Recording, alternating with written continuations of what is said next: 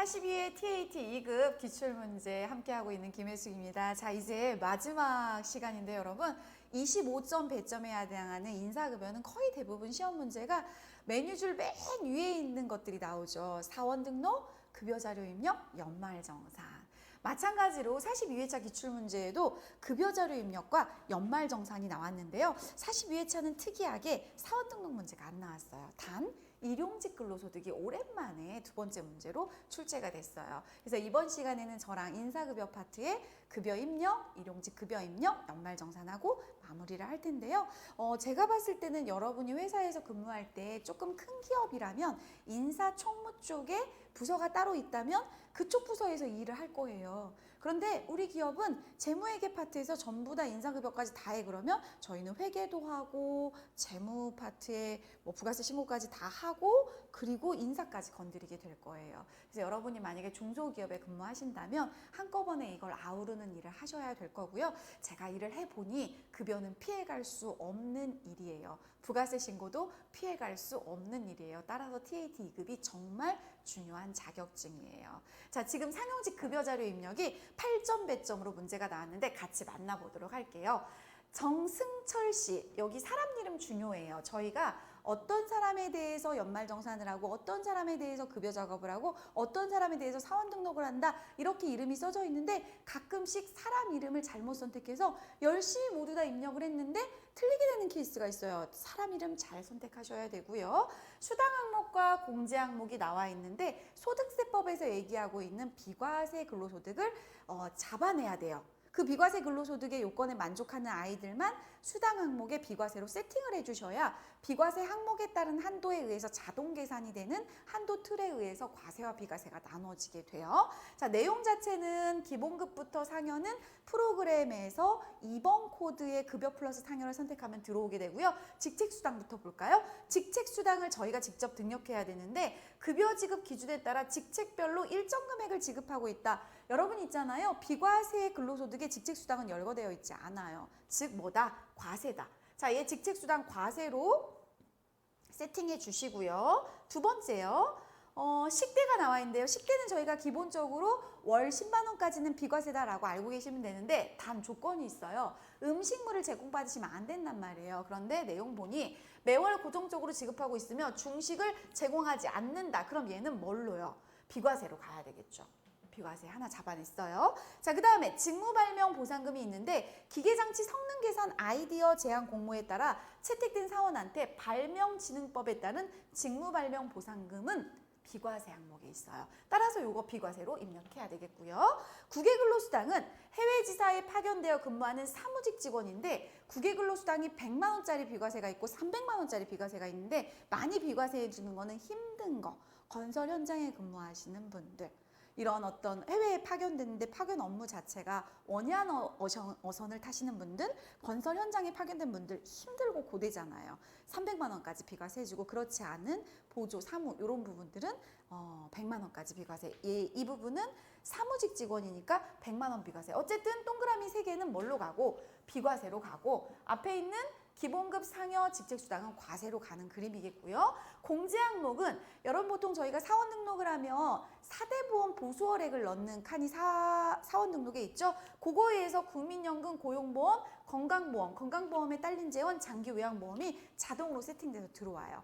사회보험 중에 산재보험은 회사가 100% 부담하는 거니까 저희 급여에서 공제하진 않아요.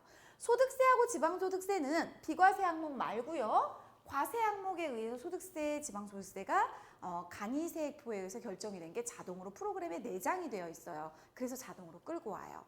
자, 그럼 얘는 뭘 하라는 거냐? 급여 지급일이 다음 달 10일이래요. 지금 3월 달 급여거든요. 그럼 다음 달 10일이면 4월 10일 날 급여를 주겠다는 거네요. 귀속 일한 근로월과 급여를 지급받는 월이 다른 걸로 출제가 됐고요. 사회보험료는 자동 계산된 걸로 하라고 하고요. 당사는 원천징수를 매월 납부하고 있다. 1번 급여자료 입력 메뉴에 수당 등록을 하시오. 수당 등록 방금 얘기했던 거고요. 3월에 급여자료를 입력하시오. 급여 플러스 상여로 입력하시고 귀속은 3월인데 지급은 4월로 세팅하셔야 되고요. 원천징수 이행상황 신고서 매월 급여기 때문에 해줘라. 여러분 회사 가시면 규모가 좀 작은 데는 반기 급여를 신청을 하시면 돼요. 보통 7월 달하고 제 기억에는 1월 달 정도에 반기 급여 신청을 국세청에 홈택스에 할 수가 있어요. 그럼 반기급여 승인이 나면 6개월에 한 번씩 원천징수 이행상황 신고서를 하면 되는데 이 회사는 월별 원천징수를 하고 있는 회사래요. 자, 그럼 같이 입력해 보도록 하겠습니다. 먼저 메뉴는 인사급여 파트로 들어가셔서 급여 자료 입력으로 들어가서 뭐 조심하자 그랬죠? 사원 이름 조심하자 그랬죠? 먼저 여러분 세팅을 아래 걸 하기 전에 수당공제 등록을 먼저 세팅하시는 게 좋은데 가끔 제가 이런 질문을 받아요. 제가요 이거 3월로 했고요. 그 다음에 2번에 급여 플러스 상여로 했고요. 지급일은 2020년 4월 10일 날 준다고 해서 여기까지 잘 세팅을 했어요. 그런데 저는 왜 이게 안 열리죠? 이렇게 질문하세요. 정말 많이 질문하시거든요. 이게 아까는 활성화가 돼 있었는데 얘가 열리는 순간 얘가 닫혀요. 그러니까 쟤를 세팅을 하면 여기에 세팅된 아이가 불러와지거든요. 근데 이미 얘를 열어놨기 때문에 쟤가 닫힌 거예요. 따라서 상단부의 메뉴바를 클릭을 하시면 다시 열리죠. 이때 세팅하시면 돼요. 수당 공제 등록 클릭하셔가지고 밑에다가 준비된 자료 그대로 순차적으로 넣으시면 돼요. 직책수당 과세 1번 여기를 과세로 세팅을 하시고요. 이쪽은 사실 여러분 확정 답안 이렇게 나온 거 보면 여기가 이렇게 잘려가지고 나오는 케이스가 좀 많을 거예요. 여기에 딱히 언급을 안 하면 채점을 안 하겠다라는 의도로 보시면 되겠고요. 자, 그 다음에 두 번째는 식대. 여러분 식대는 비과세 요건을 만족을 했는데요. 2번 비과세 코드를 이렇게 설정하면 비과세가 월 10만 원까지거든요. P01 코드를 걸면. 근데 자가운전보도금 H03을 걸면 얘는 월 20만 원까지예요. 이 코드가 그거를 통제를 해요. 그래서 여러분이 P01을 걸면 만약에 이 문제에서 지금 이 사람 식대가 얼마였냐면 좀 이따가 입력하실 건데 15만 원이에요. 그러면 15만 원 중에 10만 원은 비과세로 얘가 항목을 가지고 올 거고요. 5만 원은 과세로 가지고 올 거예요. 조금 이따 보여드릴게요. 따라서 이 P01 코드는 월 10만 원까지 비과세라는 거고요. 월정급여는 뭐냐면 여러분 월 따박따박 받으시는 금액인데 이 중에서 실비 변상적인 금액, 즉 내가 내 차로 기름값을 썼어요. 유류대를 썼는데 회사에서 너 그거 썼다고 타고 다녔다고 업무에 국세청에 은행에 왔다 갔다 했다고 유류대를 실비 정산해서 줬어요. 이런 것들은 실제로 월정액이어도 여러분이 쓰신 돈에 대해서 보충해 주는 거기 때문에 실비 변상적인 급여라고 하거든요. 그런 것들은 월정급여에 안 들어가고요. 그 다음에 야간 근로수당을 어쩌다 한 번씩 받았어요. 바쁠 때만. 그럼 그건 간헐적으로 일어나는 일이니까 월정급여에 안 들어가고 이렇게 보시면 되겠고요. 자, 그 다음에 직무발명보상금. 얘는 아마 간만에 나온 시험 문제인 것 같았는데요. 만약에 나 이거 과세인지 비과세인지 모르겠다 그러면 한번 그냥 떠보는 거예요. 프로그램을 어떻게 떠보면 되냐면 2번 비과세 이렇게 떠봐요. 열심히 찾아요. 여기 있네. 오케이. 이렇게 찾으셔도 돼요. 특별히 단서가 없으면. 이렇게 해서 직무발명보상금 들어가고요. 자, 그 다음에 마지막에 국외근로. 근데 이 국외근로를 보는 순간 사원 등록을 확인해보고 싶어졌어요, 여러분. 국외근로에 비과세인데 국외근로 비과세 코드가 두 개가 있어요. M01, M02. M01은 건설 지원 업무, 얘가 월 100만 원짜리. M02는 원양 선박, 건설 설계 감리직 등 이렇게 나오죠. 여기가 조금 힘든 일 하신다 이렇게 보시면 돼요. 그래서 300만 원, 저희는 100만 원이니까 9번으로 세팅해 주셔야 돼요. 자, 여기까지가 이제 비과세 항목 세팅을 했고요. 공제 등록은 자동으로 세팅되어 있으니까 그냥 넘어가시면 되고요. 확인. 자, 여러분 여기 잠깐 들어가시기 전에 사원 등록 한번 가볼게요. 왜냐하면 제가 방금 국외근로소득을 보는 순간 이 정승철 씨의 사원 등록이 궁금해졌어요. 이 부분이. 여기 보이시죠? 국외근로 적용 여부에 100만 원. 여기 커서 갖다 대시면은 이렇게 두 개가 나와요. 300만 원 비과세냐 100만 원 비과세냐. 이 사람 100만 원 비과세잖아요. 여기에도 이렇게 세팅이 되어 있어요. 자, 이렇게 해서 급여자료 입력에 똑같이 들어갔더니 박수영에다 입력하면 틀리는 거예요. 정승철에다 입력을 해 주셔야 되겠죠. 기본급은 210만 원, 상여는 50만 원, 직책수당은 20만 원, 그 칸이 위아래 이렇게 나눠진 걸로 해석해서 보시면 돼요. 식대 15만 원. 자, 요거 넣는 순간 한번 보세요. 식대 딱 넣는 순간 여기 지금 비과세 부분에 10만 원만 들어오잖아요. 얘 과세, 식대가 비과세인데 분명히 나는 15만 원 입력했는데 왜 얘는 비과세에 10만 원만 넣어주지? 식대는 한 달에 10만 원까지만 비과세 한도야. 넘어나서 주면 그건 다 과세로 할 거야. 이 소득세 과세하는 데 영향을 미치는 거죠. 그렇게 되면. 자, 직무발명 보상금은 비과세니까 이제 비과세가 늘어나겠죠. 200만 원. 꽤 센데요? 그래서 210만 원이 비과세로 들어왔고요. 국외근로 50만 원, 이거 다 들어가겠죠? 100만 원 한도니까. 그러면 비과세가 260만 원으로 떨어졌어요. 토탈 지급액이 545만 원인데 그중에 소득세를 때리는 과세 대상 금액은 285만 원이에요. 여러분 있잖아요. 저희가 뒤에 마지막 문제에서 근로소득 원천징수 영수증 연말정산 할 텐데 그때 맨 꼭대기가 총급여거든요. 총급여에는 과세급여가 끌려오는 거예요.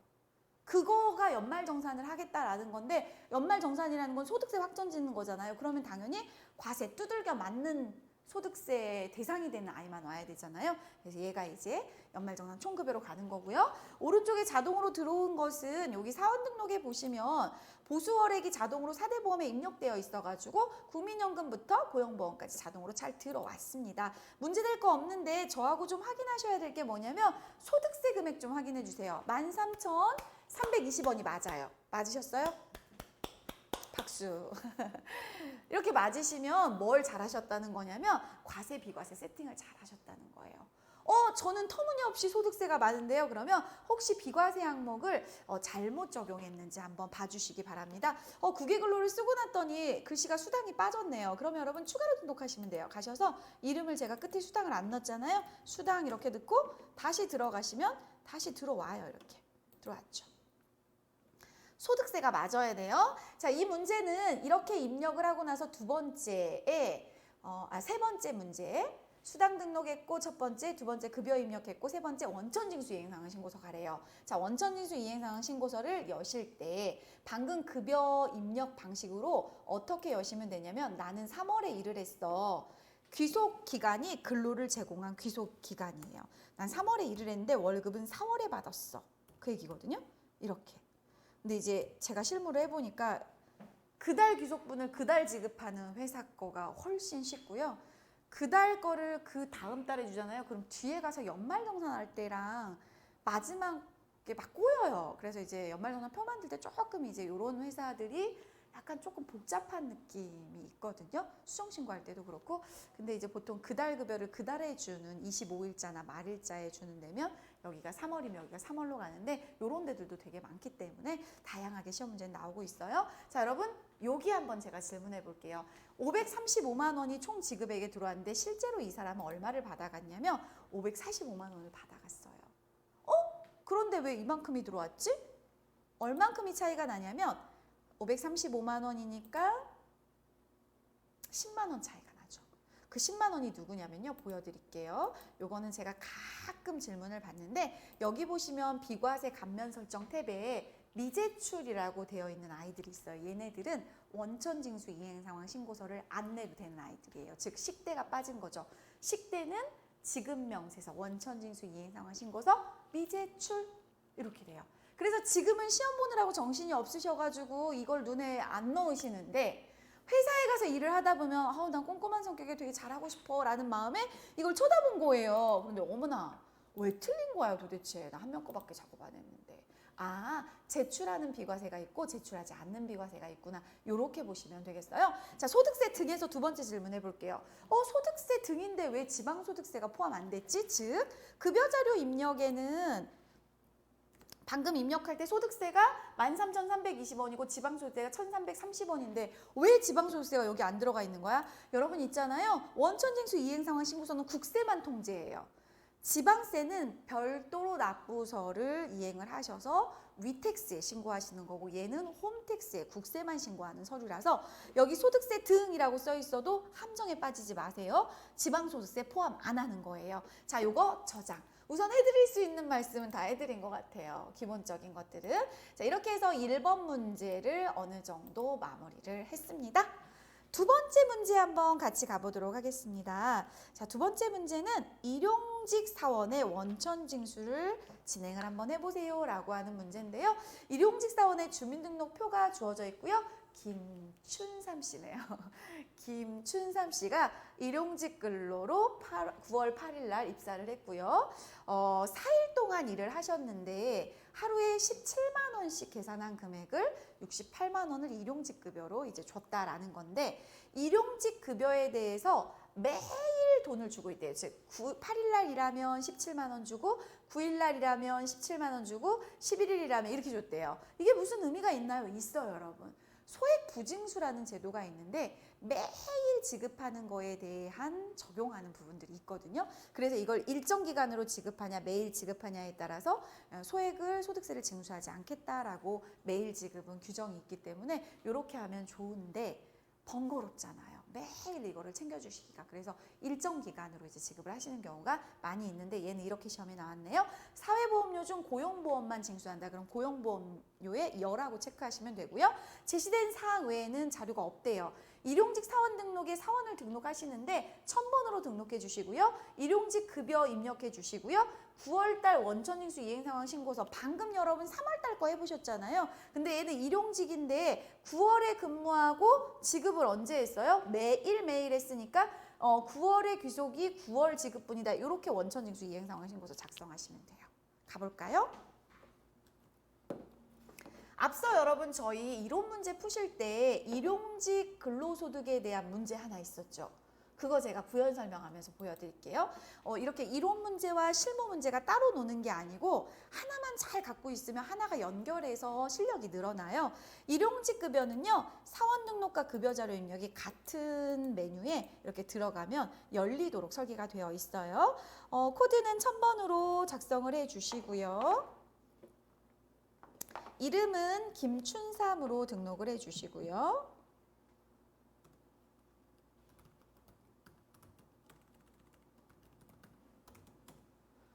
주민등록번호는 주어져 있는 거 쓰시면 되죠. 등본 보시고.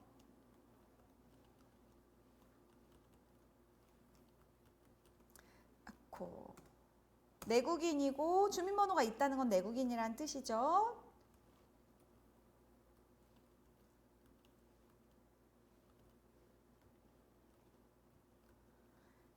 2020년 9월 8일, 그리고 이제 주소는 물음표 누르셔가지고 검색을 하시면 되는데, 저희가 보통 기출문제가 세팅이 될 때 서대문구하고 강남구로 주소가 세팅이 돼요. 그래서 인터넷이 연결되어 있지 않아도 이제 주소를 검색할 수 있게 세팅이 되는데, 지금 보니까 강남구로 문제가 나왔네요. 강남대로. 이제 인터넷이 연결되어 있는 상태면 여기에 여기에 뭐 인터넷으로 이렇게도 나오거든요.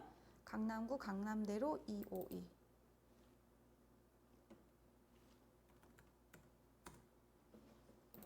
도곡동이네요. 적용해 주시고요. 나머지 정보는 없는 거는 생략하도록 하고 밑으로 내려가 볼게요, 여러분. 여기 매일 지급으로 세팅하시고, 그리고 정상급여를 하루에 17만 원을 주고 있다. 이렇게 넣어주시면 되고요. 고용보험 가입은 자동으로 열하고 세팅되어 있으니까 확인만 하고 가시면 되겠죠. 자, 일용직 급여 입력은 여기 탭을 눌러서 입력하시면 되고요. 9월달 급여라고 했으니까 9월로 귀속을 열어주시고 날짜 세팅하시면 돼요. 여기는 이제 입사일이 9월 8일로 우리가 입력을 했기 때문에 9월 8일부터 열리는 거고요. 8일날 X자리를 동그라미로 이렇게 바꾸시면 17만 원이 앞에 사원 등록에서 세팅되어 있는 요 금액이 자동으로 올라오도록 설계가 되어 있어요. 또 9일날 일하셨고요. 11일날 일하셨고요. 12일날 일하셔서 토탈 68만 원. 자, 여기서 잠깐 우리 소득세법 이야기 잠깐 해보고 갈게요, 여러분. 여기 보시면 임금 총액이 17만 원이잖아요. 근데 여러분 이론 시험 문제에서 일용직 근로자는 근로소득공제 일당 얼마? 15만 원까지 빼준다 그랬죠. 그럼 얼마 남아요? 2만 원 남죠. 2만 원에 대해서 최저세율을 적용을 하면 계산해 볼까요? 얼마 나와요? 2만 원에 대해서 6% 1,200원 나와요, 여러분. 1,200원 나오는데 1,200원에서 곱하기 55% 그러면 660원이 근로소득 세액공제로 떨어지게 되는 거거든요. 그러면 이제 금액이 얼마가 나오냐면 1,000원 미만이 나와요. 1,000원 미만이 나오니까 여기 안 나온 거예요, 소득세가. 매일 지급하면 소액 부징수라고 해서 작은 돈에 대해서는 징수하지 않겠어라는 규정에 의해서 이게 이루어진 건데요. 만약에 이거를 사원 등록할 때 일정 기간 단위로 지급을 하면 여기에 금액이 나타날 거예요. 그런 의미에서 매일 지급이 의미가 있다라고 보시고요. 이 문제는 요거 하시고 나서 닫으시고 원천징수 이행상황 신고서 9월달로 작성을 하도록 하겠습니다. 9월달 한 번만 세팅하고 엔터 하시면 다 9월로 세팅돼 버려요. 이렇게 엔터. 일용직급여밖에 없기 때문에 한 명 68만 원, 그리고 저장, 소득세는 산출되지 않았기 때문에 0원. 이렇게 해서 두 번째 일용직급여 관련된 문제 풀어봤습니다. 자, 이제 세 번째 문제, 연말정산 문제 가보도록 할게요.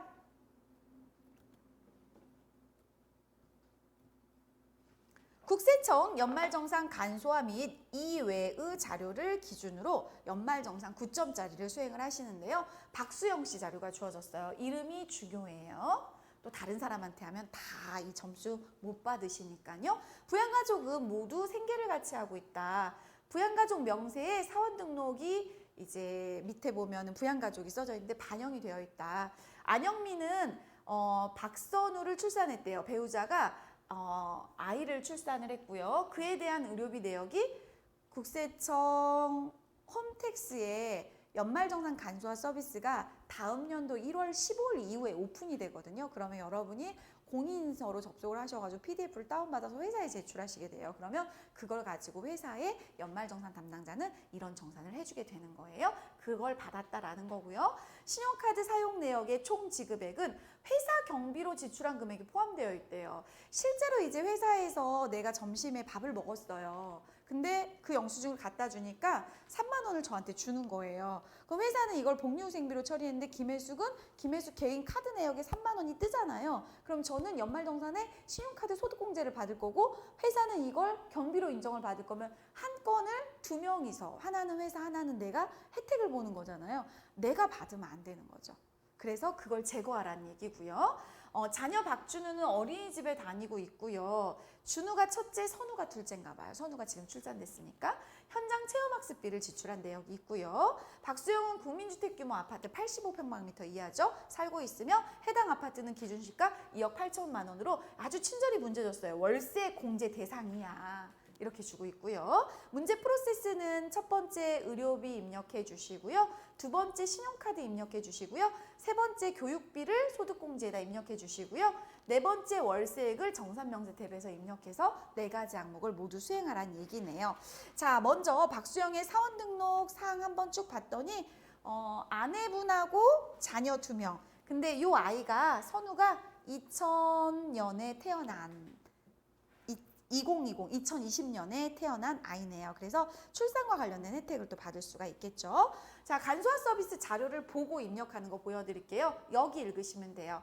세액공제인데 의료비인데 안영미 배우자 거예요. 여러분 있잖아요. 지금 부양가족이 연령 요건과 소득 요건에 대해서 문제가 전혀 없어요. 왜냐하면 여기 보시다시피 소득이 다 없고 아내분은 나이를 안 따지잖아요. 아이들은 15년생, 20년생 다 어려요. 그러다 보니 연령 요건도 만족을 하고 소득 요건도 만족을 하니까 각 항목을 따질 때 크게 어려움이 없죠. 의료비는 연령 요건도 안 따지고요. 소득 요건도 안 따져요. 아프니까 관대하다. 와이프 건데요. 그냥 묻지도 말고 해주시면 되거든요. 그런데 혹여 안경 구입비 이런 게 나온다면 이 시력보정용 안경 콘택트 렌즈는 1인당 50만 원 한도로 여러분이 계산해 주셔야 되는데 별 문제 없네요. 그런데 여기에 산후조리원 비용이 나와 있는데 산후조리원은 200만 원까지밖에 안 돼요. 그래서 체크를 하시는 칸이 있거든요. 산후조리원 체크해 주셔라. 그 내용이고요. 두 번째는 신용카드인데 신용카드는 소득공제 자리에 있어요. 본인 거네요. 박수영 씨. 본인이 신용카드를 이만큼 썼는데 일반 신용카드예요. 그런데 이 중에서 회사 사용경비가 있으니까 어떻게 하셔야 돼요? 빼야죠. 요 금액에서 요 금액을 빼고 입력하도록 할게요. 자, 그 다음에 세 번째로 교육비 납입 증명서인데 요거는 국세청 자료가 아니네요. 기타 자료네요. 그거 어떻게 알아요? 여기 국세청 마크가 딱 있어야 돼요. PDF로 뽑아지면 이거 국세청에서 인증한 자료야 라고 있어야 되는데 얘는 누가 이제 작성을 해준 거냐면 여기 교육기관에서 작성을 해준 거네요. 3월 달부터 10월 달까지 현장학습비가 나와 있고요. 태양 어린이집에서 작성을 해서 준 거예요. 취약전 아동이죠. 자, 이렇게 자료가 주어져 있어요. 그러면 요거 가지고 하나씩 자료를 입력하면서 같이 가보도록 할게요. 연말정산 근로소득 원천수 영수증 열어주시는데요. 여러분 요거 하시기 전에 잠깐 프로세스 말씀을 드릴게요. 여기 보면 의기신 가장 일선의 항목들이 눈에 보이죠? 의기신은 여기서 입력하시면 돼요. 여기서 입력하고 의료비 공제, 기부금 공제, 신용카드는 여기 있는데 왜 교육비는 안 보이는 거야? 왜 보장성 보험료는 안 보이는 거야? 그거 여기 숨어 있어요. 소득공제 가시면 돼요. 의기신에서 입력하면 소득공제가 받아들이고요. 교육비나 보장성 보험료는 소득공제에서 입력하시면 돼요. 자, 그 다음에 연금투자명세하고 월세액명세는 얘네들 자체는 비활성화되어 있어요. 클릭하시면 누구한테 입력하면 되냐면 정산명세에서 여기 연금계좌 쪽 하고요. 그 다음 밑으로 쭉 내려가 보시면 월세액이라는 란이 있어요. 여기서 입력을 하면 역으로 얘네들이 받아들이게 설계가 되어 있어요. 도전 프로그램이. 따라서 그 순서대로 가시는데 먼저 문제에서 주어진 거 위주로 가볼 텐데요. 의료비 먼저 주어진 거 볼까요? 의료비. 그런데 누구 거 할 거야 할 때 전사원을 이렇게 눌러서 예스 하시면 정승철에다가 입력하시면 될까요? 안 될까요? 안 되죠. 열심히 공부해놓고. 정승철은 급여도 요거밖에 없어요. 근데 박수영이잖아요, 지금. 그래서 조금 조심스러우면 전사원 하시지 마시고 여기서 F2키 눌러서 박수영만 가지고 와서 연말정산을 수행하시는 것도 괜찮아요. 이 사람 총급여, 과세급여가 6천만 원 보여지고 있네요. 의료비, 배우자 거였었죠? 안영미 배우자. F2키 누르시고 관계코드에서 배우자 골라주시고요. 국세청에서 자료 다운받은 거는 지급처를 안 넣어주시고 뒤에다가 1번 국세청이라고 걸어주시면 돼요. 한 건, 특별한 단서 없으면 한 건으로 넣어주시고요. 지급에 200만 원. 그런데 이 200만 원이 오른쪽으로 쭉 가보세요. 산후조리원 관련된 비용이다, 의료비다. 이렇게 0번을 넣어주셔야 돼요. 자, 그 다음에 이 의료비가 소득공제에 잘 들어왔는지 한번 볼까요? 소득공제 가보시면 배우자인 안영미 씨의 의료비에 이렇게 200만 원 잘 들어왔죠. 쭉 가보시면 여기에 200만 원. 네, 잘 보여지고 있어요. 자, 그 다음에 두 번째 자료 보도록 할게요. 두 번째 신용카드죠. 의기신 신용카드 여기 있죠. 신용카드는 본인이죠. 본인 자료고 국세청 자료이니까 신용카드 자료에 넣는데 국세청 자료는 위에다 넣어요, 여러분. 자, 의료비도요. 국세청 자료 여기 이렇게 체크해줬듯이 신용카드도 윗줄이 국세청 자료고 밑에 줄이 그 밖의 자료인데 얘 국세청 자료죠. 자, 그런데 여러분 2,928만 8,237을 다 넣으면 안 돼요. 여기에 회사에서 경비로 지급받으신 금액은 빼셔야 되겠죠. 얼마인가요? 54만 3,200원을 차감하시면 2,874만 5,037원이 나와요. 그 금액 입력해 주도록 할게요. 2,874만 5,037원 됐죠? 2,874만 5,037원이 본인의 신용카드 사적인 부분에서 사용하신 내용이에요. 자, 그 다음에 이제 직원의 신용카드 경비 사용 이 부분은 뺐어요. 회사에서 경비 처리가 되는 거니까. 근데 교육비 납입 증명서가 나오는데 여러분 현장학습비가 나왔어요. 그러면 실제로 교육비는 여기 소득공제에 가서 박준우 어린이집 다니는 교육비 자리로 쪼르륵 쫓아가서 실제로 얘가 해당이 되는 교육비라면 여기에 취약전 아동이라고 세팅을 하고 입력을 하시면 되는데 현장학습비는 현장 체험학습 이제 보통 이제 학교 간 아이들 같은 경우 뭐 직업 체험을 어디 뭐 이런 간접적으로 해볼 수 있는 데를 체험학습을 가거나 그러거든요. 취약한 아동은 교육비 혜택을 줘요, 이 부분을. 근데 어린이집에서 현장 체험 학습 간 거는 안 해줘요. 그래서 입력하시면 감점이에요, 여러분. 자, 그 다음에 월세 납입 영수증이 보여지고 있는데요. 월세 납입 영수증을 제가 아까 파워포인트에서 보여드리지 않았나요, 여러분? 잠깐 보고 올게요. 안 보여드렸네요. 요거. 네, 요거. 요거만 보고, 요거 안 보고 왔죠. 요거 잠깐 보고 갈게요. 월세 납입 증명서인데 여기서 이제 보셔야 될 게 뭐냐면 저희가 관악구 신림로에 있는 대일 아파트를 임대차 계약서상 주소지로 임차를 한 거죠. 세입자로 들어간 거죠. 그래서 보니까 85평방미터 이하이고 연간 720만 원을 불입했고 월세로서는 660만 원이라고 하니까 저희가 연말정산할 때는 60만 원이 아니고 720만 원을 당연히 받으셔야 되고요. 그 다음에 이 720만 원을 받으실 때 여기 내용에 보면 2019년 11월 1일부터 2021년 10월 31일이니까 만 24개월 계약을 하신 거라고 보시면 되겠고요. 여기서 이제 따져야 될 게 뭐냐면 월세에 대한 세액공제를 받으시려면 이 사람이 급여가 엄청나게 많이 벌거나 그러면 안 되거든요. 그래서 월세 급여를 받으려면 총급여가 7천만 원 이하여야 되는데 이 사람 그거 한번 확인해 보고 올게요. 월세를 받으려면 총급여가 7천만 원 이하여야 되는데 정산명세에 보시면 맨 위에 있는 게 비과세 빼고 들어오는 돈이 총급여가 여기가 7천만 원이 초과되면 안 돼요. 그래서 7천만 원이 안 되는구나 라는 거 확인했죠. 오케이, 받을 수 있겠네요.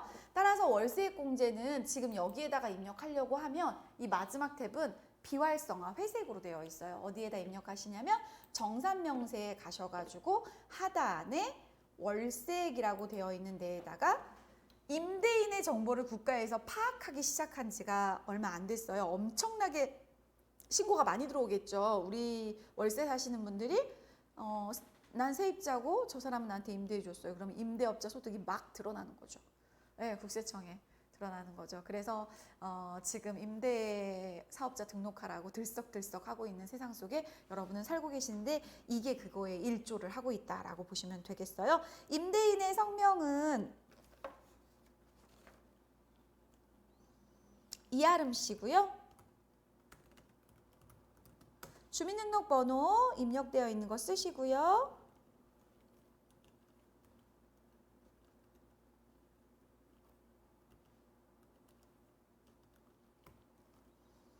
아파트였죠. 따라서 5번 코드 걸어주시고요. 85평방미터였고요. 주소지는 직접 타이핑하시면 돼요. 서울특별시 관악구 신림로 22길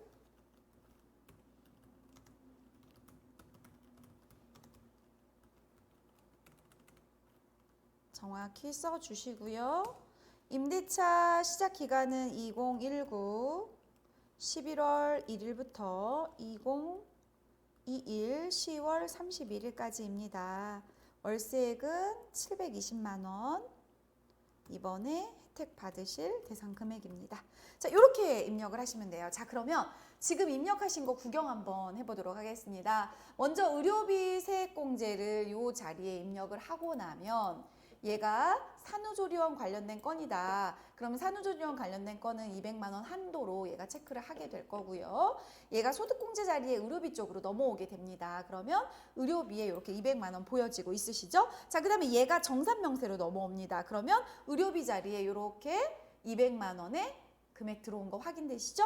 두 번째는 신용카드 입력하셨는데요. 신용카드는 본인 거 회사 사용 경비 부분 빼고 나서 입력을 했고요. 요 금액이 소득공제 자리에 본인의 신용카드 자리에 오른쪽 끝으로 쭉 가시면 여기에 들어온 금액입니다. 2,874만 5,037원이고요. 정산명세로 들어가시면 정산명세에 신용카드는 소득공제니까 왼쪽 칸에 있어요. 이 자리에 반영이 돼서 들어온 거예요. 보여지시죠, 여기? 자, 그 다음에 교육비는 취약전아동에 대한 현장체험학습비 입력 안 했어요. 공제대상 아니라서. 자, 그 다음에 월세액 같은 경우는 여기 월세액에 입력을 하면 조금 전에 열어봤던 얘는 회색으로 해서 비활성화되어 있었잖아요. 이제 월세액 들어가 보시면은 짜라라 이렇게 열려 있어요. 얘는 특이하다. 여기서 입력 안 하고 정산명세에서 입력하니까 들어오네. 이렇게 되겠습니다. 자, 여러분 저희 42회 TAT 2급 기출문제 풀어보셨는데 앞서 이론 문제 풀었던 거를 상단부의 답안 수록 버튼 요 주황 색깔을 눌러서요. 1번부터 15번까지 열심히 꼼꼼히 체크해 주시고요. 그리고 USB 저장이라고 눌러서 여러분 시험장에 있는 자료들을 USB 저장으로 넣어주시면 되겠는데 이런 문제는 제가 앞서 풀어드렸으니까 그거 체크하신다라고 생각을 하시고 이렇게 USB 저장 누르시면 USB에 이렇게 답안이 쭉 저장이 되는 화면이 나타날 거고요. USB를 들고 감독관에게 제출을 하시면 감독관이 백업을 받습니다. 그래서 그 감독관의 제출까지 잘 하시고 들어오시면 되겠어요. 지금 간략하게 보여드렸고요. 여기까지 해서 42회 TAT 2급 주식회사 블루에어의 기출문제를 함께 호흡을 같이 하고 풀어보셨어요. 할만하세요? TAT 2급 정도는 있어야 회계 쪽 취업하는데, 세무 쪽 취업하는데 조금 당당하다라고 말씀드렸죠. 자, 여러분 있잖아요. 저희가 이렇게 공부하고 있는 부분들이든 일상생활을 하는 부분들이든 여러분은 혹시 나는 할 수 있어, I can, 나는 잘 될 거야, 나는 될 사람이야? 혹시 이렇게 하시는 편이세요? 아니면 아유 내가 뭐 아유 준비도 안 했는데 뭐 시험장 가지 말지 뭐 아유 내가 뭐 세무까지 혹시 이렇게 생각을 하고 계세요? 제가 이제 이쪽으로 접목을 시켰지만 제가 보면 능력은 다를 수 있겠지만 생각 차이가 정말 큰 것 같아요. 어려워도 나는 할 수 있어 라고 하시는 분들은 진짜 해내시거든요. 근데 자신의 능력이 이렇게 출중하신데도 자꾸 에이 뭐 내가 이렇게 하고 안 하시면 자꾸 도태되세요. 그래서 지금부터는 어떤 마음을 가지시냐면 TAT 이거 별거 아니야. 나 할 수 있어. 이런 마음으로 도전하시고 저하고 풀었던 42회 기출문제 외울 것들도 준비하셔서 시험 꼭 단시간에 합격하시길 기원드립니다. 강의 들으시느라고 고생 많으셨어요.